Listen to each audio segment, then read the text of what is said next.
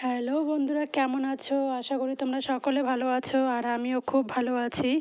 এই দেখো, শাশুড়ি আর আমি মিলে চাল কুটতে বেরিয়ে গেছি। এখন চাল কোটা হয়ে গেছে, এই বাড়ি ফিরছি। শাশুড়ি মা দেখো মুখটা কালো করে রয়েছে বলে আমি এবার বলছি একটু হাসো।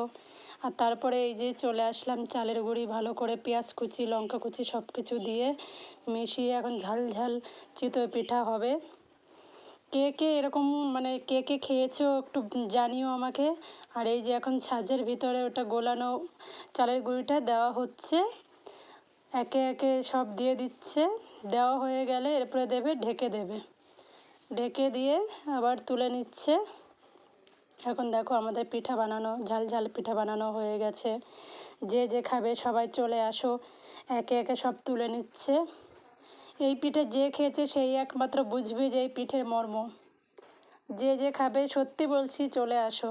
আর কে কে খেয়েছো আমাকে কমেন্ট করতে ভুলবে না, কমেন্টে জানিও। আর আশা করি সকলে আমার পাশে থাকবে, ভালোবাসা দেবে, আমার চ্যানেলটাকে সাবস্ক্রাইব করবে। আর কিছু বলার নেই, যাই হোক তোমরা দেখো কী করে পিঠেগুলো বানানো হয়। এরপরে এই যে সব একে একে বানানো হয়ে গেল। আর এটা হচ্ছে দুধ পিঠা, চিতই পিঠাই, এটা ঝাল না, এটা নর্মাল দুধের ভিতরে ভেজানো হয়েছে, দুধ চিনি দিয়ে জাল দিয়ে তার ভেতরে এটা ভেজানো হয়েছে। তারপরে এই আমাদের খাওয়া শুরু। এটা ঝাল পিঠে, এই দেখো। তারপরে এই যে একে একে সব তোমাদের দেখাচ্ছি। দেখো এটা ভেজানো পিঠে, এটা মাটন কষা। তারপরে এই যে আমাদের খাওয়া পর্ব চলছে।